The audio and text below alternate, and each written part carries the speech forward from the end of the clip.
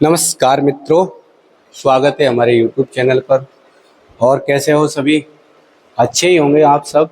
और आज मैं जो टॉपिक डिस्कस करूंगा मित्रों, वो टॉपिक है अपने संविधान निर्माण। और ये हम सब जानते हैं कि संविधान निर्माण जो था वो एक तरीके से भारत की संविधान सभा के द्वारा संविधान का निर्माण किया गया था। तो किस तरीके से संविधान सभा द्वारा 2 वर्ष 11 माह 18 दिन के अंतर्गत भारतीय संविधान का निर्माण किया गया और किस तरीके से भारतीय संविधान का निर्माण हुआ मित्रों, उस सब के बारे में आज संपूर्ण इस वीडियो में पूरी तरह से संपूर्ण रूप से चर्चा करने वाले हैं। ठीक है मित्रों, तो चैनल पर अंत तक बने रहना है। और आज हम कंप्लीटली संविधान सभा पढ़ने जा रहे हैं। चलिए मित्रों, करते हैं शुरुआत।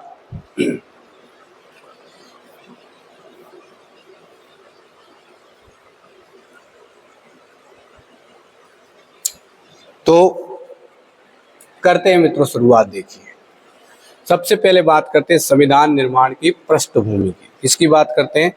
संविधान निर्माण की पृष्ठभूमि की। ठीक है, संविधान निर्माण की पृष्ठभूमि की। तो सबसे पहले हम बात करते हैं मित्रों संविधान निर्माण पृष्ठभूमि। तो संविधान निर्माण की पृष्ठभूमि में देखिए, सबसे पहले 1895 में तिलक जी थे, जो बाल गंगाधर तिलक थे मित्रों, आप जानते हैं।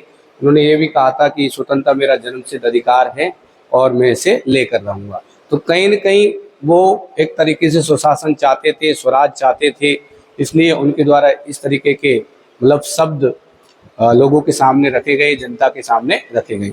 पर थोड़ा सा मैं आपको बता दूं कि सर्वप्रथम जो स्वराज शब्द का प्रयोग किया मित्रों, वो किया था हमारे स्वामी दयानंद सरस्वती द्वारा। ठीक है, और स्वामी दयानंद सरस्वती द्वारा ये भी कहा गया था मित्रों कि विदेशी शासन चाहे कितना ही अच्छा क्यों ना हो, वो स्वदेशी शासन की बराबरी नहीं कर सकता। या फिर हम ये कह सकते हैं कि स्वदेशी शासन चाहे कितना ही बुरा हो, परंतु वो विदेशी शासन से लाखों गुना क्या होता है मित्रों, अच्छा होता है। इस प्रकार के शब्द हमारे स्वामी दयानंद सरस्वती के थे। तो अब हम शुरुआत करते हैं किस प्रकार की पृष्ठभूमि संविधान सभा का विचार कैसे आया, संविधान निर्माण में संविधान सभा की जो बात है वो सर्वप्रथम किसने रखी, इन सब के बारे में चर्चा करने वाले हैं। तो एक एक को देखना है और मेरे साथ बने रहना है मित्रों। सारी जो जितने भी मतलब पॉइंट्स हैं, मतलब जितने भी महत्वपूर्ण तथ्य हैं, वो सारे इसमें हम डिस्कस करने वाले हैं। तो देखिए मित्रों, 1895 में कौन, तिलक महोदय जी ने, यानी बाल गंगाधर तिलक ने अपने स्वराज विधेयक में मित्रों किसकी मांग की है? भारतीय अपने संविधान का निर्माण स्वयं करेंगे।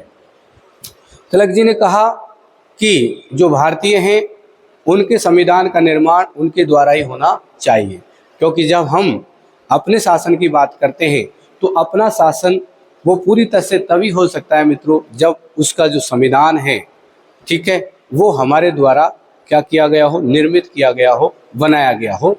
ठीक है, तो 1895 के स्वराज विधेयक में किसने मित्रों, बाल गंगाधर तिलक ने कहा कि भारतीय अपने संविधान का निर्माण स्वयं करेंगे। ठीक है, उसके बाद देखो 1922 में गांधी जी ने भी मांग की कि भारतीय संविधान जो उसका निर्माण किसके द्वारा होगा मित्रों, भारतीयों की इच्छा अनुसार होना चाहिए। महात्मा गांधी जी ने भी ये कह दिया कि भाई संविधान का निर्माण तो होगा, मगर वो संविधान जो बनाया जाएगा वो भारतीयों की इच्छा पर निर्भर करेगा, यानी भारतीयों की इच्छा अनुसार संविधान का निर्माण होगा। आगे चलते हैं 1923 में। देखिए मित्रों, आपको पता है कि स्वराज पार्टी की जो स्थापना की गई थी वो की गई थी आपके मोतीलाल नेहरू और चित्तरंजन दास के द्वारा। तो मोतीलाल नेहरू जी की तरफ से 1923 में, ठीक है, उन्होंने भी मांग की थी कि भारतीय द्वारा संविधान निर्माण होना चाहिए, यानी कि मोतीलाल नेहरू जी ने भारतीय द्वारा संविधान निर्माण की बात की थी। ठीक है, और आगे चलते हैं। देखो 1928 में नेहरू रिपोर्ट में भारतीयों द्वारा पहली बार संविधान निर्माण का प्रयास किया गया। देखिए मित्रों, जो नेहरू रिपोर्ट प्रस्तुत की गई थी मोतीलाल नेहरू के द्वारा, तो उसमें कहीं न कहीं हमें सर्वप्रथम अगर देखा जाए कि संविधान निर्माण का जो प्रयास किया गया है तो वो किसमें देखने को मिलता है, अपने नेहरू रिपोर्ट में। ओके मित्रों, उसी प्रकार देखते हैं कि 1934 में साम्यवादी पार्टी के जो नेता थे उनका नाम है एम.एन. राय। और एम.एन. राय का पूरा नाम क्या है मित्रों? मानवेंद्र नाथ राय। तो इन्होंने क्या कहा कि भाई जो संविधान का निर्माण करेंगे उसके लिए एक संविधान सभा होनी चाहिए। क्या होनी चाहिए? एक संविधान सभा। तो अगर भारत में ये कहा जाए कि सर्वप्रथम संविधान के लिए अगर संविधान सभा का जो विचार दिया है, संविधान सभा के विचार के जो जनक है मित्रों, वो है एम.एन. राय, जो कि साम्यवादी पार्टी के नेता थे। ठीक है, तो ये याद रखना है। एम.एन. रॉय ने संविधान निर्माण हेतु किसकी बात कही है? संविधान सभा के गठन की मांग की है। ठीक है, तो भारत में अगर देखा जाए मित्रों, तो जो एम.एन. रॉय थे उनको भारत में संविधान सभा के विचार का क्या कहते हैं? प्रतिपादक कहते हैं। देखिए एम.एन. रॉय को भारत में संविधान सभा के विचार का प्रतिपादक या जनक कहा जाता है। याद रखना है मित्रों, भारत में संविधान सभा के विचार का प्रतिपादक या जनक इसको कहा जाता है मित्रों एम.एन. रॉय। एम.एन. रॉय यानी कि इसका नाम है, पूरा नाम है मित्रों मानवेंद्र नाथ रॉय। ठीक है, मानवेंद्र नाथ रॉय। और अगर विश्व के संदर्भ में बात करें तो ब्रिटेन के एक व्यक्ति थे जिनका नाम था सर हेनरी मैन। ब्रिटेन के एक व्यक्ति थे मित्रों सर हेनरी मैन। अगर हम विश्व के संदर्भ में बात करते हैं तो ब्रिटेन के एक व्यक्ति थे sir Henry man. Sir Henry man द्वारा विश्व के संदर्भ में बात करें तो सर्वप्रथम संविधान सभा का विचार दिया गया। किसके द्वारा दिया गया? सर हेनरी मैन के द्वारा।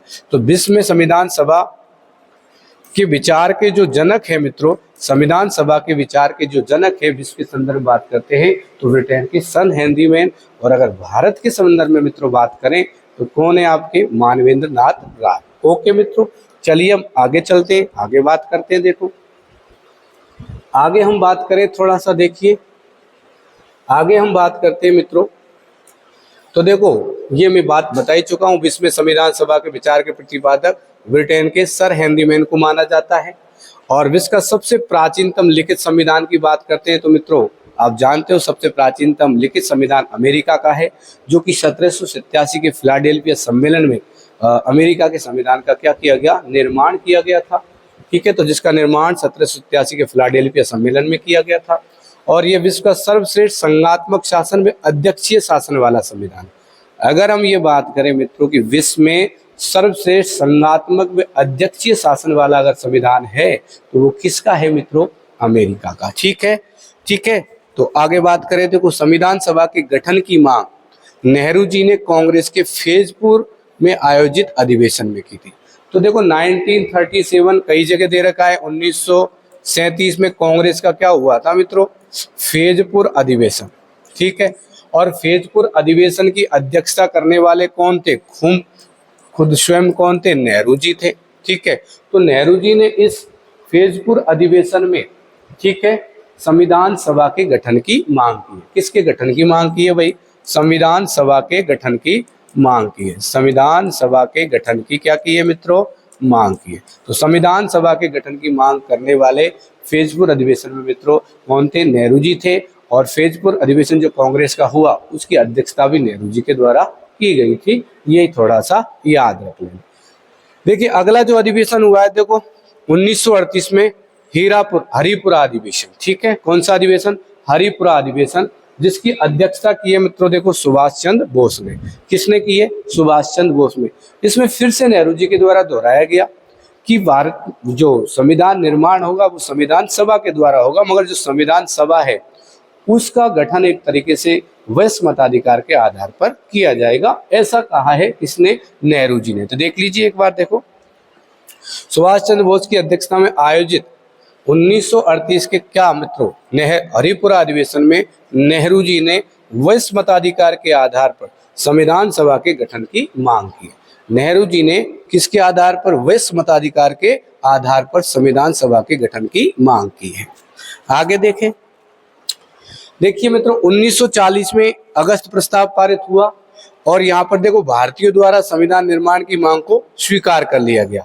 जो भारतीय संविधान निर्माण की मांग कर रहे थे तो 1940 के अगस्त प्रस्ताव में मित्रों जो संविधान निर्माण की मांग की गई उसको स्वीकार कर लिया गया। और फिर से देखो 1942 में क्रिप्स प्रस्ताव, यानी कि ब्रिटेन के एक व्यक्ति थे स्टेफर्ड क्रिप्स, उनके द्वारा 1942 में एक प्रस्ताव तैयार किया गया जिसे कहा जाता है मित्रों क्रिप्स प्रस्ताव। तो क्रिप्स प्रस्ताव में पुनः ये दोहराया गया था कि जैसे द्वितीय विश्व युद्ध समाप्त होगा मित्रों, हम भारतीयों को संविधान निर्माण का क्या देंगे? मौका देंगे। परंतु मित्रों इस बात को लेकर के गांधी जी और हमारे नेहरू जी को उन पर पूरी तरह से भरोसा नहीं था। तो उन्होंने एक तरीके से क्रिप्स की और क्रिप्स प्रस्ताव की क्या की है मित्रों, दबे शब्दों में आलोचना की है। गांधी जी ने तो ये कहा है मित्रों क्रिप्स प्रस्ताव के बारे में, जो क्रिप्स प्रस्ताव है वो पोस्ट डेटेड चेक है, ऐसा चेक है जिसकी भुगतान की तिथि निकल चुकी है। ठीक है, इस प्रकार तो गांधी जी ने, और उसी प्रकार मित्रों क्रिप्स प्रस्ताव के लिए नेहरू जी ने भी ये कहा था कि लड़खड़ाते या दिवालिया बैंक का पोस्ट डेटेड चेक की संज्ञा किसने दी है, नेहरू जी ने। क्रिप्स प्रस्ताव को क्या कहा है, लड़खड़ाते दिवालिया बैंक का पोस्ट डेटेड चेक कहा है। ठीक है, और यहाँ तक कि उन्होंने स्टेफर्ड क्रिप्स को शैतान का दूत और वकील कहकर भी संबोधित किया है। ठीक है, चलिए देखो तो क्रिप्स प्रस्ताव की बात कर लें। अभी मैंने बात की है आपके सामने। क्रिप्स प्रस्ताव देखो ब्रिटिश सरकार के कैबिनेट मंत्री सर स्टेफर्ड क्रिप्स द्वारा प्रस्तुत किया गया था। गांधी जी ने विरोध किया, भाई उनको भरोसा नहीं था। उन्होंने कह दिया कि भाई ये तो ऐसे ही लीपापोती करते हैं, कुछ होने वाला नहीं है, कभी भी बातों को मानते नहीं है। एक बार 1932 में गांधी जी वहाँ लंदन में गोलमेज सम्मेलन में भाग लेने के लिए गए थे, तो माफी जो मांगे थे उनको नहीं माना गया, तो इसलिए उनको विश्वास नहीं था। उन्होंने क्रिप्स प्रस्ताव को क्या कहा, पोस्ट डेटेड चेक, अर्थात उत्तर तिथीय चेक कह सकते हैं, ऐसा चेक जिसके भुगतान की तिथि निकल चुकी है। उसी प्रकार देखो नेहरू जी ने भी लड़खड़ाते या दिवालिया बैंक का पोस्ट डेटेड चेक कहकर संबोधित किया। नेहरू जी ने देखो स्टेफर्ड क्रिप्स को शैतान का वकील या दूत कहकर संबोधित किया है। ये हम बात कर चुके हैं। चलिए आगे बात करते हैं। देखिए मित्रों, अब क्या हुआ, जैसे ही 1945 में जो कि अंग्रेजों ने वादा किया कि जैसे ही द्वितीय विश्व युद्ध समाप्त होगा हम भारतीयों को क्या है, संविधान निर्माण का मौका देंगे। तो द्वितीय विश्व युद्ध समाप्त होते ब्रिटेन में क्या होते हैं मित्रों, चुनाव होते हैं और लेबर पार्टी की सरकार बनती है और वहाँ के जो प्रधानमंत्री बनते हैं ना मित्रों, वो बनते हैं क्लीमेंट एटली। ठीक है, तो क्लीमेंट एटली ने सोचा कि भाई हमने वादा किया है भारतीयों से, तो कुछ तो किया जाए। तो उन्होंने अपने 3 कैबिनेट मंत्रियों का एक समूह भारत भेजा। उनमें 3 कैबिनेट मंत्री कौन कौन से थे, एक का नाम तो पैट्रिक लॉरेंस जो उस क्या नाम आयोग के अध्यक्ष थे, दूसरे थे स्टेफर्ड क्रिप्स और तीसरे एबी अलेक्जेंडर। उस समय अगर देखा जाए मित्रों तो पैट्रिक लॉरेंस है वो भारत मंत्री के पद पर थे और आपके स्टेफर्ड क्रिप्स वो व्यापार मंत्री के पद पर थे, और इधर एबी अलेक्जेंडर की बात करें तो वो नौसेना मंत्री थे। तो मार्च 1946 में ये कैबिनेट मंत्रियों का एक समूह भारत आया मित्रों, और इसने एक योजना प्रस्तुत की, उसे कहा जाता है कैबिनेट मिशन योजना। और ध्यान रखना है मित्रों, कैबिनेट मिशन योजना ही कहीं न कहीं संविधान सभा का क्या बनती है, गठन का आधार बनती है। चलिए बातें करते। देखिए द्वितीय विश्व युद्ध की समाप्ति के बाद ब्रिटेन में लेबर पार्टी की सरकार बनी और कौन बने, क्लीमेंट एटली प्रधानमंत्री बने।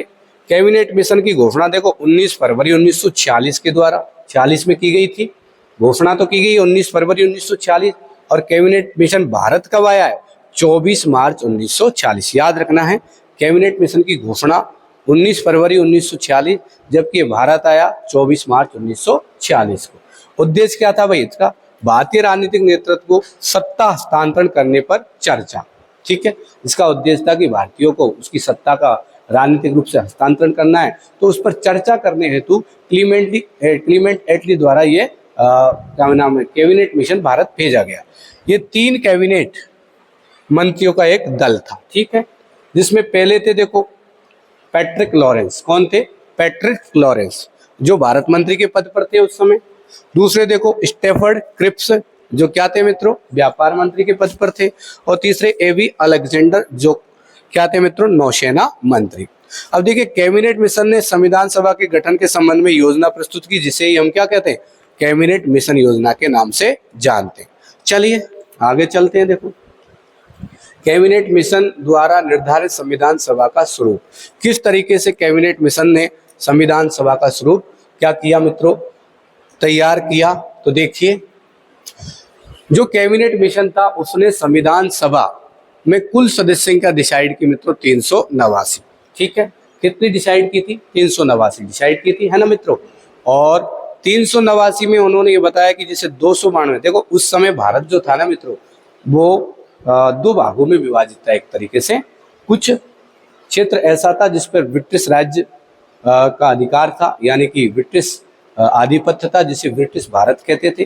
और कुछ क्षेत्र ऐसे थे जहाँ पर राजाओं का शासन था, तो उनको देसी रियासत के नाम से हम जानते थे। तो देसी रियासतें थी लगभग उस समय 565 के आसपास थी। तो यहाँ पर यह तय हुआ कि 292 जो सदस्य है ना, वो तो किससे जाएंगे, वो तो जाएंगे आपके ब्रिटिश प्रांतों से। उसी प्रकार 4 केंद्र शासित प्रदेश भी थे। अब वो 4 केंद्र शासित प्रदेश कौन कौन से थे, देखो जैसे दिल्ली था, अब एक राजस्थान में भी था मित्रों, अजमेर मेरवाड़ा, और एक कुर्ग कर्नाटक में, और बलूचिस्तान जो आज किसमें पड़ता है, पाकिस्तान में पड़ता है। तो ये 4 क्या थे, चीफ कमिश्नर थे। तो 4 वहां से भी प्रतिनिधि चुन करके किस में जाने थे, अपने संविधान सभा में। तो टोटल कुल मिलाकर के ब्रिटिश भारत से जाने थे 296 और देसी रियासतों से जाने थे मित्रों 93। तो इस तरीके का कुछ प्रारूप कैबिनेट मिशन द्वारा संविधान सभा के लिए तैयार किया गया। तो देख लीजिए एक बार। तो ब्रिटिश चीफ कमिश्नरी क्षेत्र देखो, दिल्ली, बलूचिस्तान जो पाकिस्तान में, अजमेर मेरवाड़ा, कुर्ग कर्नाटक, ये 4 थे। और देसी रियासतें कितनी थी, सॉरी देसी रियासतों से कितने सदस्य जाने थे, 93। देसी रियासतों की संख्या तो 565 थी टोटल। ब्रिटिश प्रांत में देसी रियासतों से जनसंख्या के अनुपात में सीटें निर्धारित। तो भाई देखो, ब्रिटिश प्रांत में देसी रियासतों से मित्रों जो एक तरीके से जनसंख्या के अनुपात में सीटें निर्धारित की गई, और उसमें तय किया गया कि लगभग कम से कम 10 लाख की जनसंख्या पर एक प्रतिनिधि कहां पर जाएगा, संविधान सभा में जाएगा। तो प्रति 10 लाख पर एक सीट डिसाइड की गई। ठीक है, आगे देखो, प्रत्येक ब्रिटिश प्रांत में सीटों का निर्धारण 3 प्रमुख समुदाय, अब जिनमें प्रमुख समुदायों में देखो मुस्लिम थे, सिख थे और सामान्य थे। ठीक है, इस तरीके 3 प्रमुख समुदाय थे, उनके मध्य जनसंख्या के अनुपात में डिसाइड किया गया था। ठीक है, तो सामान्य वर्ग से जो के लिए जो सीटें निर्धारित थी वो कितनी थी, देखो संविधान सभा में सामान्य वर्ग के लिए 213 सीटें निर्धारित थी, और मुस्लिम वर्ग के लिए 79 निर्धारित थी मित्रों। सिख वर्ग के लिए कितनी थी, 4 सीटें निर्धारित थी। ठीक है, प्रत्येक समुदाय के प्रतिनिधियों का चुनाव किसके आधार पर होना था, देखो प्रांतीय विधानमंडल द्वारा किया जाना था।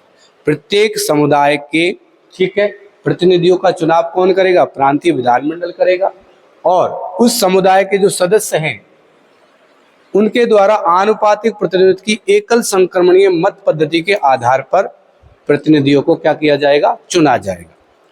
तो जो प्रत्येक समुदाय से संविधान सभा में जो सदस्य चुन करके जाएंगे, तो उसमें मित्रों जनसंख्या के अनुपात में यह तय किया गया कि विधानमंडल चुन के भेजेगा, और विधानमंडल भी किस आधार पर, आनुपातिक प्रतिनिधित्व की एकल संक्रमणीय मत पद्धति के आधार पर संविधान सभा में चुन करके भेजेगा। ठीक है, उसी प्रकार देखो, देसी रियासतों के प्रतिनिधियों का चयन चुनाव द्वारा नहीं बल्कि रियासतों के प्रमुखों द्वारा किया जाना निर्धारित।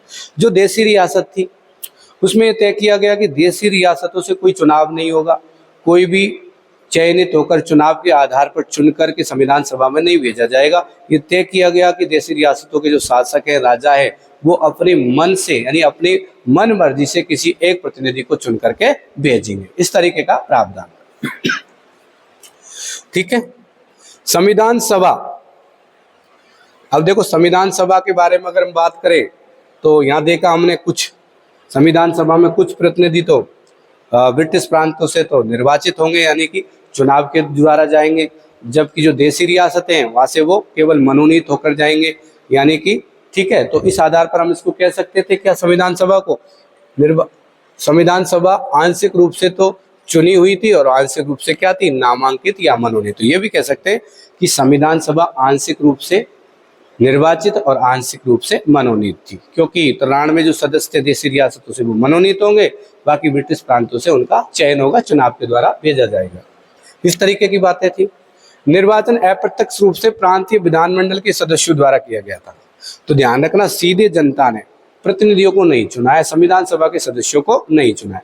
संविधान सभा के सदस्यों को प्रांतीय विधानमंडल के सदस्यों द्वारा चुना गया, जबकि प्रांतीय विधानमंडल के सदस्यों का चुनाव किसने किया है मित्रों, जनता ने विश्व मताधिकार के आधार पर किया है। इसलिए ये जो एक तरीके से प्रावधान था वो कैसा था, निर्वाचन कैसा था, अप्रत्यक्ष था। क्यों था, क्योंकि ये प्रांतीय विधानमंडल के सदस्य द्वारा किया गया था, सीधे जनता द्वारा नहीं किया गया था। इसलिए सीमित मताधिकार का, और एक भी चीज ध्यान रखनी है कि सभी को यहाँ पर मत देने का अधिकार नहीं था, सीमित मताधिकार का प्रयोग किया गया था। ठीक है, अब देखो आगे, संविधान सभा एक बहुदलीय निकाय थी। किस लिए थी बहुदलीय निकाय, क्योंकि संविधान सभा में ऐसा नहीं है कि एक ही दल हो या दो दल हो। लगभग लगभग 9 राजनीतिक दल थे और 10वें नंबर पर आते जो इंडिपेंडेंस पार्टियां यानी कि निर्दलीय। तो इस तरीके से, ठीक है, तो बहुदलीय निकाय थी जिसमें देखो 9 राजनीतिक दल को प्रतिनिधित्व प्राप्त था। कितने राजनीतिक दलों को प्रतिनिधित्व प्राप्त है? 9। और 10वें नंबर पर आपने कौन आती है भाई? इंडिपेंडेंट पार्टियां यानी कि निर्दलीय आते हैं। ठीक, निर्दलीय सदस्यों ने भी संविधान सभा के चुनाव में भाग लिया, बिल्कुल लिया था। ठीक है, आगे चलते हैं। देखो संविधान सभा के चुनाव में चुनाव परिणाम क्या हुए। देखो संविधान सभा के चुनाव कितने सीटों पर हुए? देखो 296, क्योंकि ये तो पता ही था कि 93 देशी रियासतों के राजा द्वारा मनोनीत करके भेजे जाएंगे। तो चुनाव हुआ है मित्रों कितने? 296 सीटों पर। और कब हुआ है? देखो जुलाई अगस्त 1946 में। ठीक, जिसमें कुल कितने राजनीतिक दल भाग ले रहे हैं? 9 राजनीतिक दल और कुछ निर्दलीय भी चुनाव लड़े। ठीक है, तो कांग्रेस पार्टी को इसमें कितनी सीटें मिली? 208 सीटें। और मुस्लिम लीग को कितनी मिली मित्रों? कितनी मिली? 73। जबकि अन्य जो 7 दल थे उनको कितनी मिली? 7 सीटें यानी कि 1-1। और निर्दलीयों को 8। कितनी सीटें मिली? 8। तो याद रखना है, ये भी एक आंकड़ा याद रखना है कि जैसे चुनाव हुए थे 296 सीटों पर जुलाई अगस्त 1946 में, तो वहाँ कांग्रेस पार्टी एक बहुमत के रूप में उभर के आई। एक तरह से 208 सीटें उसे मिली और मुस्लिम लीग को 73 सीटें। बाकी जो अन्य 7 पार्टियां थी उनको 1-1 सीटें मिल पाई। 7 उनकी हो गई और 8 सीटों को किसके द्वारा जीता गया? जो निर्दलीय उम्मीदवार थे उनको, उनके द्वारा 8 सीटें जीत ली गई थी। अब इसमें क्या हुआ? जैसे ही ये चुनाव परिणाम आए तो अब मुस्लिम लीग का आरोप प्रत्यारोप लगना शुरू हो गया। मुस्लिम लीग ने कहा कि भाई ठीक तरीके से चुनाव हुए नहीं है, इनमें कहीं ना कहीं धांधली हुई है, इसलिए हम तो इसका क्या करते हैं? बहिष्कार करते हैं। तो कहने का मतलब अपनी जब कमजोर स्थिति को देखकर मुस्लिम लीग ने जो संविधान सभा के जो चुनाव हुए थे मित्रों, इसका बहिष्कार कर दिया और कहा कि हम संविधान सभा की बैठक में भाग नहीं लेंगे। ठीक है, तो इस तरीके की बातें हुई और 16 अगस्त को 1946 को उन्होंने एक तरह से प्रत्यक्ष कार्रवाई दिवस, सीधी कार्रवाई दिवस के रूप में मनाया, जिसमें सबसे बड़ी भूमिका मित्रों किसकी थी? कोलकाता के एक मुस्लिम प्रधानमंत्री थे जिनका नाम था हसन सुहरावर्दी। तो उनकी सबसे बड़ी भूमिका रही प्रत्यक्ष कार्रवाई दिवस में, ये याद रखना है। ठीक है ना। और एक तरीके से हमारे जो प्रथम शिक्षा मंत्री थे मित्रों मौलाना अबुल कलाम आजाद, तो उन्होंने ये जो घटना थी इसको एक तरीके से भारतीय इतिहास में काले दिवस की संज्ञा दी है। किसको? जो प्रत्यक्ष कार्रवाई दिवस मनाया गया मुस्लिम लीग के द्वारा, उसे भारतीय इतिहास में काले दिवस की संज्ञा दी मित्रों। किसने? अपने मौलाना अबुल कलाम आजाद ने। तो यहाँ पर देखो कुछ थोड़ी सी जानकारी और मैं बता दूं कि आप देख ही चुके 208 सीट, मुस्लिम लीग 73, 7 जो अन्य दल है उनको 1-1 सीट, निर्दलियों को 8 सीट। प्रमुख समुदाय जिनका संविधान सभा में प्रतिनिधित्व था, तो हिंदुओं का प्रतिनिधित्व था, उनके लिए 163 सीटें, मुस्लिमों के लिए 80 सीटें और एससी समुदाय के लिए 31 सीटें। ठीक है, और भारतीय ईसाइयों के लिए 6 सीटें, पिछड़ी जातियों के लिए भी 6 सीटें, सिखों के लिए 4 सीटें, एंग्लो इंडियन के लिए 3 सीटें और पारसी समुदाय के लिए 3 सीटें। तो इस तरीके से देखो, अगर समुदायों की बात करें तो आपसे अगर कभी पूछा जाए कि कौन कौन से समुदाय को कितनी कितनी सीटें, तो हिंदू समुदाय को तो 163 सीट। ठीक, मुस्लिम समुदाय को टोटल कितनी सीटें? 80 सीटें मिली और एससी समुदाय जो था उसे 31 मिली मित्रों। भारतीय जो ईसाई थे, ठीक है, भारतीय ईसाइयों को जो वर्ग था उसको कितनी मिली थी? 6 सीटें। और पिछड़ी जो जनजातियां थी उनको भी 6 सीटें। सिखों को ऑलरेडी हम बता ही चुके थे 4, ठीक, और एंग्लो इंडियन उनको 3 और फारसियों को भी 3। तो याद रखना भाई, कहीं ये प्रश्न पूछ ले कि समुदायों को कितना कितना, तो हिंदुओं को 163, मुस्लिम 80, ये तो याद ही रखना है। हिंदू 163, मुस्लिम 80, सिख 4, ठीक, एंग्लो इंडियन 3, तो पारसी भी क्या है? 3, ईसाई 6, पिछड़ी जाति 6, एससी 31। ठीक, ओके, आगे चलते। देखो मुस्लिम लीग ने संविधान सभा में अपनी स्थिति को कमजोर पाते हुए उसका क्या किया था? विरोध किया था, मैं बता चुका हूं। और 16 अगस्त 1946 को क्या मनाया? सीधी कार्रवाई दिवस के रूप में, प्रत्यक्ष दिवस के रूप में मनाया तथा संविधान सभा की बैठक में भाग लेने से नहीं लेने का निर्णय किया। सीधी कार्रवाई दिवस को देखो सर्वाधिक महत्वपूर्ण भूमिका वही कोलकाता के मुस्लिम प्रधानमंत्री हसन सुहरावर्दी की थी, मैं बता चुका हूं मित्रों। ठीक, सीधी कार्रवाई दिवस को देखो मौलाना अबुल कलाम आजाद जो भारत देश के प्रथम शिक्षा मंत्री बने थे, उन्हें भारतीय इतिहास में इस दिन को काले दिवस की संज्ञा दी है। और देखिए मित्रों, अब देखो नवंबर 1946 में वायसराय ने, वायसराय कौन थे? लॉर्ड वेवेल, इनके द्वारा संविधान सभा का क्या किया गया? गठन किया गया। याद रखना है, जैसे चुनाव होते हैं उसके बाद संविधान सभा का गठन किया गया, और वो किया गया उस समय तत्कालीन लॉर्ड वायसराय जो थे लॉर्ड वेवेल, तो उन्होंने नवंबर 1946 में संविधान सभा का क्या किया मित्रों, गठन किया। देखिए संविधान सभा का क्या किया है, गठन। अब आगे चलते हैं। देखो संविधान सभा की मित्रों देखो 9 दिसंबर 1946 को क्या होती है, पृथक बैठक आयोजित होती है। याद रखना है, पृथक बैठक का आयोजन कब हुआ है संविधान सभा की, 9 दिसंबर 1946, और बैठक का आयोजन 11 बजे किया गया है ना, केंद्रीय असेंबली भवन में, और वहां पुस्तकालय भवन में ये बैठक हुई थी।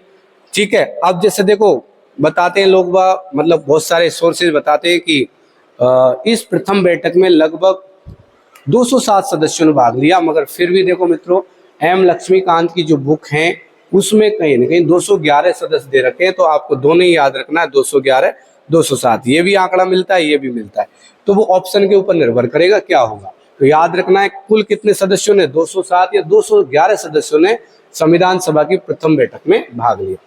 अब उस समय देखो कांग्रेस के अध्यक्ष जो थे ना, वो थे जेबी कृपलानी। कौन थे मित्रों, आचार्य जेबी कृपलानी। देखो इन्होंने सुझाव दिया कि भाई जो सबसे वरिष्ठ व्यक्ति है, ठीक है, उसको ही क्या बनाया जाए, इसका अस्थायी अध्यक्ष बनाया जाए। तो संविधान सभा में जो वरिष्ठ व्यक्ति थे वो थे सच्चिदानंद सिन्हा। तो जो प्रथम बैठक हुई थी मित्रों, इसमें अस्थायी अध्यक्ष बनाया गया था सच्चिदानंद सिन्हा को। ठीक है, फ्रांस की जो परंपरा थी उसको अपनाते हुए संविधान सभा के वरिष्ठ सदस्य सच्चिदानंद सिन्हा को अस्थायी अध्यक्ष क्या किया गया, नियुक्त किया गया। ठीक है, उसी प्रकार देखो दूसरी बैठक होती है 11 दिसंबर 1946, इसमें स्थायी अध्यक्ष बना देते हैं डॉक्टर राजेंद्र प्रसाद को मित्रों, और उपाध्यक्ष किसको बनाया जाता है, एस.सी. मुखर्जी और वी.टी. कृष्णाचारी। तो याद रखना भाई, देखो दो उपाध्यक्ष बनाए गए थे, एच.सी. मुखर्जी और वी.टी. कृष्णाचारी, याद रखना भाई। ठीक है, स्थायी अध्यक्ष दूसरी बैठक में बन गए थे कौन, डॉक्टर राजेंद्र प्रसाद। ठीक, और दो उपाध्यक्ष थे, एक तो एच.सी. मुखर्जी, ठीक है, और एक वी.टी. कृष्णाचारी। वी.एन. राव बेनेगल है ना, नरसिम्हा राव जो व्यक्ति हैं, वी.एन. राव। देखो वी.एन. राव को संविधान सभा का क्या बनाया गया है, संवैधानिक सलाहकार नियुक्त किया गया था, और के.एम. मुंशी को संविधान सभा का सचिव नियुक्त किया गया था। ये तो आपको याद ही होगा, वी.एन. राव संवैधानिक सलाहकार, के.एम. मुंशी संविधान सभा के सचिव नियुक्त किए गए थे। अब देखिए मित्रों अगली जो महत्वपूर्ण बात है, 13 दिसंबर 1946 को नेहरू जी द्वारा उद्देश्य प्रस्ताव संविधान सभा में रखा गया। क्या रखा गया, 13 दिसंबर 1946 को पंडित जवाहरलाल नेहरू ने संविधान सभा में क्या रखा मित्रों, उद्देश्य प्रस्ताव प्रस्तुत किया, जिसमें संवैधानिक संरचना के ढांचे एवं दर्शन की क्या मिलती है, झलक मिलती है। यानी कि संविधान किस प्रकार का होगा, संविधान की पृष्ठभूमि क्या, प्रस्तावना एक तरीके से थी वो, जो उसमें इस तरीके की झलक मिलती है कि संविधान का ढांचा क्या होगा। ठीक है, तो ये किस में देखने को मिलता है, उद्देश्य प्रस्ताव में, जो 13 दिसंबर 1946 को पंडित जवाहरलाल नेहरू द्वारा प्रस्तुत किया गया। आगे चलते हैं। देखो मित्रों उद्देश्य प्रस्ताव पर देखिए विचार हुआ है कब तक, देखो 19 दिसंबर 1946 तक विचार विमर्श हुआ, और उद्देश्य प्रस्ताव को संविधान सभा द्वारा पारित कब किया गया, देखो 22 जनवरी 1947, 22 जनवरी 1947, 22 जनवरी 1947, एक मिनट, 22 जनवरी, कोई बात नहीं, चलिए यहाँ तक देख लेते हैं अपन। तो संविधान सभा में जो उद्देश्य प्रस्ताव लाया गया में, तो 13 दिसंबर 1946 को उस पर 19 दिसंबर 1946 तक विचार किया गया, और 22 जनवरी 1947 को उसे क्या कर दिया गया, पारित कर दिया गया। उद्देश्य प्रस्ताव की बात करते हैं तो उद्देश्य प्रस्ताव को भारतीय संविधान का आधार माना जाता है। क्या माना जाता है, भारतीय संविधान का आधार। ठीक है, किसको माना जाता है, उद्देश्य प्रस्ताव को। उद्देश्य प्रस्ताव के आधार पर ही देखो वी.एन. राव ने भारतीय संविधान का क्या किया मित्रों, प्रथम प्रारूप तैयार किया। ये याद रखना, जो उद्देश्य प्रस्ताव नेहरू जी द्वारा प्रस्तुत किया गया था उसी को आधार बना करके एक तरीके से एक खाके के रूप में वी.एन. राव ने प्रथम प्रारूप संविधान का तैयार किया, जिसमें देखो 243 अनुच्छेद थे और 13 क्या थी, अनुसूचियां। कुल टोटल कितने अनुच्छेद थे मित्रों, 243, और अनुसूचियां कितनी थी? 13। ठीक है, अब आगे देखो, मार्च 1947 में लॉर्ड माउंटबेटन भारत के अंतिम वायसराय के रूप में भारत आए थे। अंतिम वायसराय के रूप में भारत आए थे। एक मिनट मित्रों, थोड़ा सा डिस्टर्ब कर रहा था, तो ये याद थोड़ा सा करना है अपन को। एक मिनट रुक जाइए थोड़ा सा।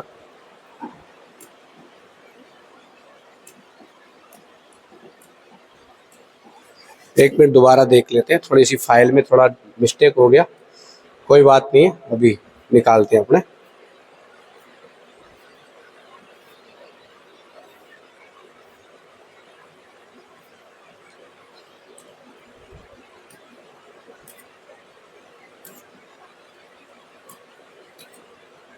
एक मिनट रुकिए मित्रों, कोई ज़्यादा लोड लेने की जरूरत नहीं है इतनी। ये देखिए, अभी हम दोबारा आपके सामने, फिर भी ये थोड़ा आ रहा है कुछ। ओके, हो गया, आप देखो हो गया, अपने काम चल गया। ठीक है, तो मार्च 1947 में माउंटबेटन भारत के अंतिम वायसराय के रूप में भारत आए मित्रों। ठीक है, तो इन्होंने क्या किया, देखो 3 जून 1947 को एक योजना प्रस्तुत की जिसे हम माउंटबेटन या 3 जून योजना के नाम से जानते हैं। अब इसी को हम कहते हैं भारत स्वतंत्रता अधिनियम 1947। और इस योजना के तहत भारत और पाकिस्तान दोनों को अलग अलग स्वतंत्र राज्य घोषित कर दिया गया, ये जानते हो आप। 1947 का जो स्वतंत्रता अधिनियम था मित्रों, उसके तहत भारत और पाकिस्तान 2 अधिराज्य बना दिए गए। ठीक है, ये याद रखना है। और जिससे भारतीय संविधान सभा की सदस्य संख्या कितनी रह गई? 324, जिसमें देखो 235 प्रांतों से और 89 देशी रियासतों से। उसी प्रकार देखो 1947 में देखो पाकिस्तान के लिए अलग से संविधान सभा की क्या कर दी गई? घोषणा कर दी गई। जुलाई 1947 में बात करें तो पाकिस्तान के लिए अलग से संविधान सभा की क्या कर दी गई मित्रों? घोषणा कर दी गई, याद रखना। और 31 अक्टूबर 1947 को संविधान सभा का क्या किया गया? पुनर्गठन किया गया। ठीक है, और जैसे पुनर्गठन हुआ, क्योंकि पाकिस्तान के लिए अलग संविधान सभा बनेगी, इसलिए अब सदस्य संख्या कितनी रह गई है? 299, जिसमें 229 तो ब्रिटिश प्रांतों से और 70 सदस्य किससे होंगे? देशी रियासतों से। तो आपने देखा कि जो संविधान सभा का जो स्वरूप कैबिनेट मिशन के द्वारा तैयार किया गया, उसमें कुल टोटल संख्या थी 389। ठीक है, अब जब चुनाव हो गए संविधान सभा के, तो उसके बाद देखो मुस्लिम लीग ने बहिष्कार कर दिया। बहिष्कार करने के बाद पुनर्गठन हुआ। ठीक है, 31 अक्टूबर 1947 को संविधान सभा का पुनर्गठन किया गया। ठीक है, तो पुनर्गठन के बाद ये जो सदस्य संख्या है ना मित्रों, वो 299 रह जाती है, जिसमें 229 प्रांतों से और 70 देशी रियासतों से। ठीक है, आगे चलते हैं। देखो भारत स्वतंत्रता अधिनियम 1947 जो था मित्रों, ठीक है, तो ये भारत स्वतंत्रता अधिनियम 1947 है ना, ये 18 जुलाई 1947 को पारित हुआ। याद रखना भाई, ये भी कई बार प्रश्न आता है कि भारत स्वतंत्रता अधिनियम कब पारित हुआ, तो 18 जुलाई 1947। पर इसकी घोषणा कई जगह देखो, ये विधिवत रूप से 18 जुलाई, पर कई जगह 5 जुलाई भी दे रखा है। ठीक है, तो अधिनियम की जो धारा 8 थी, जो स्वतंत्रता अधिनियम 1947 तो उसकी धारा 8 थी, उसके अनुसार संविधान सभा को एक विधायी निकाय घोषित कर दिया। क्या होता है विधायी निकाय? यानी कि अब संविधान सभा को विधि बनाने का अधिकार मिल गया, यानी कानूनी बनाने का अधिकार मिल गया। किसके तहत? भारत स्वतंत्रता अधिनियम 1947 की धारा 8 के तहत। अब संविधान सभा को क्या घोषित कर दिया? विधि निकाय घोषित कर दिया, कानून बनाने वाला निकाय घोषित कर दिया। और ये देखो, विधि निकाय के रूप में अगर बात करें तो संविधान सभा की जो प्रथम बैठक है मित्रों, वो होती है 17 नवंबर 1947। याद रखना, विधि निकाय के रूप में प्रथम बैठक संविधान सभा की 17 नवंबर 1947 को। और इसकी अध्यक्षता कौन करते थे? देखो, डॉक्टर राजेंद्र प्रसाद। तो पहली बैठक की अध्यक्षता तो किसने की है मित्रों? डॉक्टर राजेंद्र प्रसाद ने। मगर आगामी जो भी बैठकें होंगी संविधान सभा की विधि निकाय के रूप में, तो उनकी अध्यक्षता कौन करेंगे? जीबी मावलंकर। ठीक है, तो ये तय किया गया आगामी बैठकों में अध्यक्षता कौन करेंगे? जीबी मावलंकर। आगे देखो, विधायी निकाय के रूप में अगर कोई पूछा जाए आपसे कि संविधान सभा ने कितने समय तक कार्य किया, तो देखो 17 नवंबर 1947 से 17 अप्रैल 1952 तक। याद रखना मित्रों, 17 नवंबर 1947 से और 17 अप्रैल 1952 तक संविधान सभा ने एक विधायी निकाय के रूप में कार्य किया है। क्योंकि 1952 में फिर से क्या होते हैं? चुनाव होते तो निर्वाचित सरकार बनती है, जबकि जो संविधान सभा थी उसको ही मित्रों देखो एक तरीके से विधायी निकाय घोषित किया गया, कानून बनाने का अधिकार उसको दिया गया। तो 17 नवंबर 1947 से लेकर 17 अप्रैल 1952 तक विधायी निकाय के रूप में कार्य करती है कौन? संविधान सभा। देखिए ये जो BN राव थे, इनके द्वारा जो तैयार प्रारूप था, मैंने बताया था पहले, जिसमें 243 अनुच्छेद, 13 अनुसूचियां, ठीक है। तो VN राव ने जो तैयार किया था ना प्रारूप, उसकी जांच के लिए मित्रों 29 अगस्त 1947 को अंबेडकर जी की अध्यक्षता में 7 सदस्यीय प्रारूप समिति का गठन किया गया। भाई BN राव ने जो प्रथम प्रारूप तैयार किया था किसका? संविधान सभा का, जिसमें 243 अनुच्छेद और 13 अनुसूचियां थी, उसकी जांच के लिए मित्रों BR अम्बेडकर की अध्यक्षता में 7 सदस्यीय प्रारूप समिति का गठन किया गया, और वो गठन किया गया था 29 अगस्त 1947 को। देखो प्रारूप समिति देख लो, अध्यक्ष था भीमराव अम्बेडकर, और अन्य सदस्यों में देखो KM मुंशी थे, ये कांग्रेस पार्टी से थे, याद रखना। सैयद मोहम्मद सादुल्ला भी थे, ये मुस्लिम लीग से थे, ठीक। अल्लादी कृष्णा स्वामी अय्यर, फिर N गोपाला स्वामी अयंगर, N माधवराव। देखो पहले बने थे कौन? BL मित्र, मगर BL मित्र ने क्या किया मित्रों? त्याग पत्र दे दिया प्रारूप समिति से, तो उनके स्थान पर कौन आ गए? N माधवराव। उसी प्रकार देखो TT कृष्णमाचारी, है ना, TT कृष्णमाचारी, देखो इसके स्थान पर कौन थे? पहले DP खेतान थे, मगर DP खेतान की 1948 में क्या हो गई है? मृत्यु हो गई है। तो जैसे DP खेतान की मृत्यु हुई, उनके स्थान पर कौन आ गए? TT कृष्णमाचारी। अब एक चीज और सुनो भाई, ये जो भीमराव अम्बेडकर जी थे मित्रों, ये प्रारंभ में जो संविधान सभा में कौन सी प्रेसिडेंसी थे, ये भी याद रखना था। तो ये अम्बेडकर जी है ना, ये प्रारंभ में अगर देखें अपन, तो ये प्रारंभ में देखो बंगाल प्रेसिडेंसी से थे मित्रों। कौन सी प्रेसिडेंसी से थे? बंगाल से। मगर जैसे ही भारत और पाकिस्तान 2 अधिराज्य बने, तो ये जो बंगाल प्रेसिडेंसी का जो हिस्सा था वो पूर्वी बंगाल में चला गया। इस वजह से क्या हुआ, जो पुणे प्रेसिडेंसी थी, कौन सी प्रेसिडेंसी मित्रों? पुणे प्रेसिडेंसी थी, वहां पर S जयकर का पद खाली कराया गया, S जयकर का पद खाली कराया गया, और उसके बाद संविधान सभा का सदस्य ने पुणे प्रेसिडेंसी से बनाया गया था, ये याद रखना, ठीक। चलो, तो ये देख लिया अपन ने, KM मुंशी थे, सैयद मोहम्मद सादुल्ला भी थे, अल्लादी कृष्णा स्वामी अय्यर थे, N गोपाल स्वामी अयंगर थे, N माधवराव जो BL मित्र के स्थान पर बने, क्योंकि BL मित्र ने त्याग पत्र दे दिया। एक TT कृष्णमाचारी जो DP खेतान के स्थान पर बने, क्योंकि DP खेतान के 1948 में क्या हो गई थी? मृत्यु हो गई थी, ठीक है। क्या हो गई थी मित्रों? मृत्यु हो गई थी, इसलिए, ठीक है। अब आगे चलते हैं। प्रारूप समिति ने अपनी रिपोर्ट, ये जो अंबेडकर द्वारा प्रारूप समिति बनाई गई, उसने क्या उस पर विचार विमर्श किया और अपनी रिपोर्ट दी मित्रों 21 फरवरी 1948 को संविधान सभा को सौंप दी। अब जो प्रारूप समिति ने जो एक तरीके से प्रारूप तैयार किया गया, उस पर अगर देखा जाए तो विचार विमर्श करने के लिए मुख्य प्रावधानों पर उस समय 141 बैठकें हुई। टोटल कितनी बैठकें हुई? 141, और कुल अनुच्छेद कितने? 315 और 8 अनुसूची। तो जो अंबेडकर द्वारा जो प्रारूप समिति द्वारा जो एक तरीके से प्रारूप तैयार किया गया था, उसमें टोटल अनुच्छेद 315, अनुसूचियां कितनी थी? 8। वर्तमान में देखो अलग बात है, जब 26 नवंबर 1949 को जो संविधान बना तो 395 अनुच्छेद, 8 अनुसूची, 22 भाग, इस प्रकार से प्रावधान था, ठीक है। प्रारूप समिति द्वारा देखो प्रारूप अक्टूबर 1948 में तैयार किया गया था, तो ध्यान रखना जो प्रारूप समिति ने जो प्रारूप तैयार किया था वो किया था अक्टूबर 1948 में। डॉक्टर अंबेडकर ने देखो संविधान सभा में अंतिम प्रारूप देखो 4 नवंबर 1948 को पेश किया है, याद रखना भैया। भी अंबेडकर जी ने संविधान सभा में जो अंतिम प्रारूप पेश किया था वो किया था 4 नवंबर 1948 को, ठीक है। इस दिन संविधान पहली बार पढ़ा गया। तो आपसे ये भी पूछा जा सकता है कि किस दिन संविधान को पहली बार पढ़ा गया, तो 4 नवंबर 1948 को, ठीक। आगे देखो संविधान पर विचार 3 वाचनों में हुआ। प्रथम वाचन देखो 4 नवंबर 1948 से 9 नवंबर 1948, द्वितीय वाचन देखो 15 नवंबर से 1948 से 17 अक्टूबर 1949 तक। क्योंकि ये लंबा चला था, क्यों चला था? क्योंकि प्रत्येक बिंदु पर मित्रों धारावार क्या हुआ? विचार हुआ। और एक चीज ध्यान रखना, संविधान सभा के सामने कोई भी ऐसा मुद्दा नहीं था जिस पर बारी बारी से विचार नहीं किया गया हो। एक तरीके से कोई भी मुद्दा विवाद के बिना अछूता नहीं रहा था। केवल एक ही मुद्दा ऐसा था और वो था मित्रों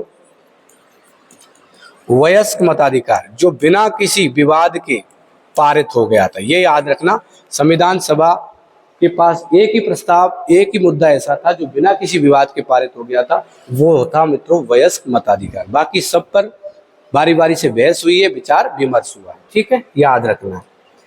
उसके बाद देखो तृतीय वाचन 15 नवंबर 1948 से, ठीक 15 नवंबर 1948 से, सॉरी द्वितीय वाचन है मित्रों, 15 नवंबर 1948 से द्वितीय वाचन 17 अक्टूबर 1949, और तीसरा वाचन है जो 14 नवंबर से 26 नवंबर 1949 तक।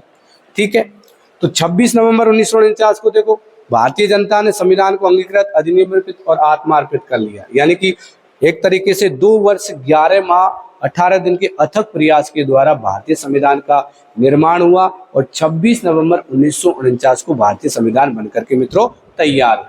ठीक, तो भारतीय संविधान में देखो 2 वर्ष 11 माह 18 दिन। ठीक, ये तो देख लिया। भारतीय संविधान, एक चीज याद रखनी है, अगर आपसे पूछा जाए कि भारतीय संविधान लागू कब हुआ तो इसका आंसर तो आप जानते हैं 26 जनवरी 1950। मगर ध्यान रखना मित्रों, भारतीय संविधान आंशिक रूप से 26 नवंबर 1949 को ही लागू हो गया था, कि लगभग 15 अनुच्छेद स्वतः ही लागू हो गए थे 26 नवंबर 1949 को। तो उसकी हम बात कर लेते हैं। देखो भारतीय संविधान आंशिक रूप से लागू हुआ है 26 नवंबर 1949। कितने अनुच्छेद? 15 अनुच्छेद स्वतः ही लागू हो गए थे। और कौन कौन से थे? 5, 6, 7, 8 और 9, यानी नागरिकता संबंधी प्रावधान। इधर देखो 60, ये हमारे क्या राष्ट्रपति से संबंधित प्रावधान है। अनुच्छेद 324 निर्वाचन, 366, 367, 379, 380, 388, 391, 392 और 393। तो एक तरीके से जो 15 अनुच्छेद थे ये मित्रों 26 नवंबर 1949 को क्या हो गए थे? स्वतः ही क्या हो गए थे? लागू हो गए थे। इसलिए हम कह सकते हैं कि आंशिक रूप से लागू 26 नवंबर 1949 को। ठीक है, संविधान आंशिक रूप से लागू हुआ था। और भारतीय संविधान पूर्ण रूप से लागू 26 जनवरी 1950, ये सब जानते हैं। अब इसके पीछे क्या कारण था? हम 26 नवंबर 1949 को भी पूरी तरह से संविधान को लागू कर सकते थे। तो मित्रों मैं आपको बताऊं कि जो लाहौर अधिवेशन था उसमें क्या नाम है, अपने नेहरू जी थे, उनके द्वारा पूर्ण स्वराज की मांग की गई थी। और पहली बार 26 जनवरी 1930 की अगर हम बात करें तो रावी नदी के तट पर प्रथम स्वतंत्रता दिवस मनाया गया और पहली बार तिरंगा झंडा फहराया गया था। इसलिए मित्रों जो हमारी इस तरीके की जो बातें थी इसको एक तरीके से अविस्मरणीय बनाए रखने के लिए हमने एक तरीके से 26 जनवरी को चुना कि हम 26 जनवरी को भूले नहीं, क्योंकि इतिहास में 26 जनवरी का बहुत ज्यादा भारत के इतिहास में क्या था? महत्व था। ठीक है, इसी वजह से 26 जनवरी को चुना था। आगे चलते हैं। देखो संविधान सभा में कुल समितियों की संख्या कितनी है मित्रों? 22 है। ये याद रखना है। कितनी है? 22। कितनी है? 22, जिसमें 8 बड़ी समिति है और 14 छोटी समिति। तो प्रमुख बड़ी समितियों में देख लें हम, संघ शक्ति समिति, तो ये किसकी? इसके अध्यक्ष कौन थे? जवाहरलाल नेहरू। उसी प्रकार संघीय संविधान समिति के अध्यक्ष भी जवाहरलाल नेहरू। प्रांतीय संविधान समिति, उसके अध्यक्ष सरदार जी पटेल। और मौलिक अधिकार, अल्पसंख्यक और जनजातीय बहिष्कृत क्षेत्रों के लिए जो सलाहकार समिति बनी थी उसके लिए अध्यक्ष थे सरदार पटेल। उप समितियों की बात करें तो मौलिक अधिकारों के लिए उप समिति बनाई गई थी, तो मौलिक अधिकारों की उप समिति के अध्यक्ष जेबी कृपलानी। और अल्पसंख्यकों के लिए भी उप समिति बनाई गई थी, इसके अध्यक्ष एचसी मुखर्जी। ठीक है, आगे देखिए। प्रक्रिया नियम समिति के अध्यक्ष डॉक्टर राजेंद्र प्रसाद, संचालन समिति के भी अध्यक्ष डॉक्टर राजेंद्र प्रसाद। ठीक है, अब छोटी समितियों की बात कर ले तो पहली समिति छोटियों में सदन समिति, इसके थे बी पट्टाभी सीतारमैया, इसके क्या थे? अध्यक्ष थे। कार्य संचालन समिति की बात करें तो के.एम. मुंशी थे इनके अध्यक्ष। नागरिकता पर तदर्थ समिति बनाई गई थी, एक एक्स्ट्रा समिति बनाई गई थी, उसके अध्यक्ष थे एस वरदाचारी। इसी प्रकार राष्ट्र ध्वज पर भी तदर्थ समिति बनी थी, उसके अध्यक्ष थे कौन? डॉक्टर राजेंद्र प्रसाद। ये याद रखना। ठीक है, चलो आगे चलते। संविधान सभा की अंतिम बैठक देखिए 24 जनवरी 1950 को होती है। कब होती है? 24 जनवरी 1950। याद रखना कब होती है मित्रों? 24 जनवरी 1950 को। 3 प्रतिलिपियों पर उपस्थित 284। अब 24 जनवरी को 284 सदस्य उपस्थित थे, तो 3 जो संविधान की प्रतिलिपियां थी उन पर 284 टोटल सदस्यों ने हस्ताक्षर किए थे। डॉक्टर राजेंद्र प्रसाद को भारत का इसी दिन प्रथम राष्ट्रपति चुना गया था, मगर उन्होंने जो पद ग्रहण किया था वो 26 जनवरी 1950 को, और इसी दिन भारत एक तरीके से गणतंत्र घोषित हो गया। क्योंकि भारत देश में अगर देखा जाए तो निर्वाचन होता है किसका, राष्ट्रपति का, इसलिए भारत को क्या कहते हैं, गणतंत्र कहते हैं। 24 जनवरी 1950 को संविधान सभा भंग करके इसे किसमें चेंज कर दिया, अंतरिम संसद में परिवर्तन। कहने का मतलब जब एक तरीके से उसका कार्यकाल पूरा होने को आता है तो उसी को हम अंतरिम शब्द से एक तरीके से संबोधित करते हैं। तो ये संसद थी, एक तरीके से संसद कोई विधायी निकाय थी, तो इसे संसद घोषित कर दिया गया था। और अंतरिम संसद यानी कि कुछ समय बाद क्या होने थे, चुनाव होने थे 1952 में, इसलिए क्या कहा गया संविधान सभा को, अंतरिम संसद। और अंतरिम संसद देखो 24 जनवरी 1950 को घोषित किया गया था। ठीक, इसके अध्यक्ष, अब यहाँ पर देखो जैसे अंतरिम संसद बनाई गई थी तो अध्यक्ष कौन बनाए गए थे, जीवी मावलंकर। तो एक तरीके से प्रथम अध्यक्ष जो लोकसभा के हैं, इस तरीके से हम देखते हैं तो वो कौन थे, जीवी मावलंकर।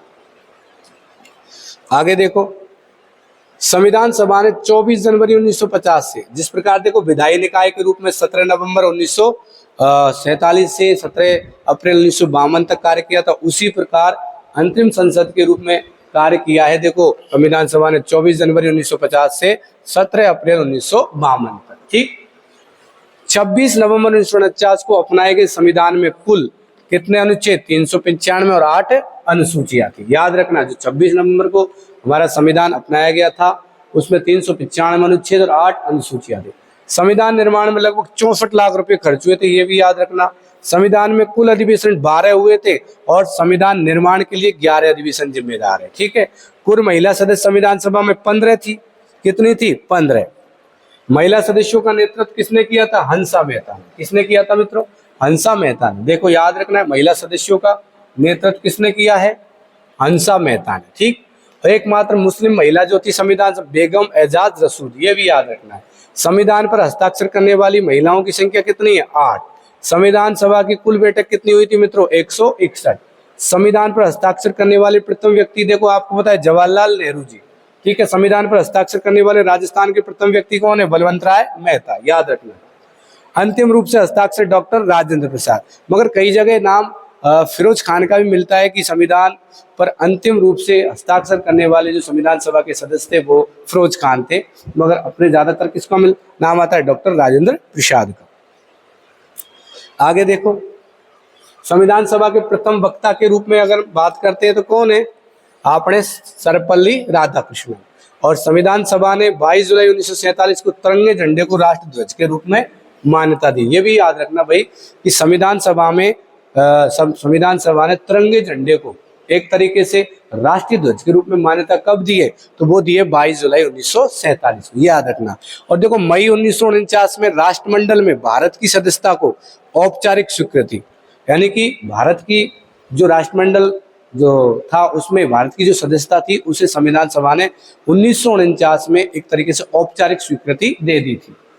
उसके बाद 24 जनवरी 1950 को जनगण मन को राष्ट्रगान और वंदे मातरम को राष्ट्रगीत के रूप में स्वीकृति मिली। तो ये भी याद रखना, पूछा जाता है कि राष्ट्रगान और राष्ट्रगीत को कब स्वीकृति मिली है, तो 24 जनवरी 1950 को। कब मिली है, 24 जनवरी 1950 को। संविधान सभा में संयुक्त राजस्थान से कुल कितने प्रतिनिधि, 12। जबकि वर्तमान राजस्थान से बात करें तो कितने प्रतिनिधि, 14। संयुक्त राजस्थान, वर्तमान राजस्थान मित्रों 1 नवंबर 1956 को अस्तित्व में आता है। तो उस आधार पर हम देखें तो संविधान सभा में 14 प्रतिनिधि थे। और अगर हम संयुक्त राजस्थान की बात करें, जब राजस्थान का एकीकरण नहीं हुआ उस समय की बात करें तो उस हिसाब से देखें तो 12 प्रतिनिधि संविधान सभा में। तो याद रखना, जिसमें देखो एक चीफ कमिश्नरी क्षेत्र से, वो जो कौन सा था राजस्थान में, अजमेर मेरवाड़ा से। ठीक है, ये भी याद रखना है। संविधान सभा की आलोचना कुछ लोगों ने की है तो उनके भी देखो कथन याद रखने अपने। आलोचना की बात करें तो कैल्विन ऑस्टिन ने कांग्रेस को ही क्या कहा, देखो संविधान सभा और संविधान सभा को ही कांग्रेस कहा, अर्थात एक दलीय देश की एक दलीय निकाय थी। इन्होंने एक तरीके से संविधान सभा को एक दलीय देश की एक दलीय निकाय कहकर आलोचना की। उन्होंने कहा कि कांग्रेस ही क्या है, संविधान सभा है, और संविधान सभा ही क्या है, कांग्रेस है। किसने कहा? कैल्विन ऑस्टिन ने। ठीक है, किसने कहा? कैल्विन ऑस्टिन ने। उसी प्रकार देखो लॉर्ड विस्काउंट, एक व्यक्ति है कौन? लॉर्ड विस्काउंट। इसने संविधान सभा को हिंदुओं का निकाय कहकर संबोधित किया। संविधान सभा को हिंदुओं का निकाय कहकर संबोधित किया। किसने मित्रों? लॉर्ड विस्काउंट ने। उसी प्रकार देखो विंस्टन चर्चिल ने, संविधान सभा ने भारत के केवल एक बड़े समुदाय का प्रतिनिधित्व किया था।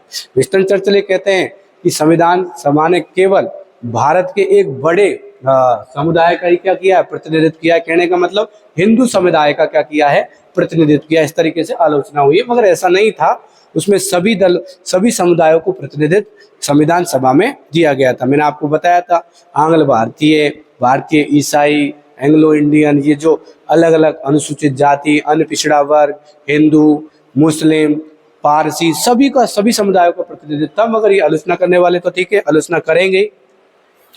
उसी प्रकार एक व्यक्ति निराजुद्दीन अहमद ये भी कहता है कि संविधान सभा एक तरह से अभ्यन समिति है, बिना काम की समिति थी, यानी कि फालतू का एक तरीके से उस पर खर्चा किया गया है ना। इस तरीके की बातें किसने कही थी? निराजुद्दीन अहमद ने कहा। संविधान सभा को क्या कहा इन्होंने? अपव्यन समिति कहा। यह प्रश्न आया भी है मित्रों कई सीईटी के एग्जाम में। ठीक, उसी प्रकार देखो नोट मैंने लिखा महात्मा गांधी जी और मोहम्मद अली जिन्ना। ये याद रखना, मोहम्मद अली जिन्ना और महात्मा गांधी ये क्या नहीं थे मित्रों? संविधान सभा के सदस्य नहीं थे। ठीक है मित्रों, तो इस प्रकार हमने एक तरीके से संपूर्ण किसकी बात की है मित्रों? संविधान सभा और संविधान निर्माण की। ठीक है मित्रों, तो इस प्रकार से ज़्यादा समय हमने आपका लिया नहीं है, और जहाँ तक मेरा मानना है मित्रों, लगभग एक तरीके से बात करें कि संपूर्ण प्रश्न संविधान सभा से संबंधित यहाँ से हल हो जाएंगे। अब इससे संबंधित जो कुछ प्रश्न बनेंगे मित्रों, उनको मैं अगले वीडियो में लेकर के आपके सामने आऊँगा। जब तक के लिए देखो एक चीज़ ध्यान रखनी मित्रों, आप अगर समय दे रहे हो तो इस तरीके से जो कंटेंट आपको मिल रहा है, ये आपके किसी भाई को मिल जाए, मित्र को मिल जाए, तो आप इसको शेयर कर सकते हैं। और आपको अच्छा लगा है तो मित्रों लाइक तो करना ही है और चैनल को सब्सक्राइब करना है। ठीक है, जय हिंद, जय भारत।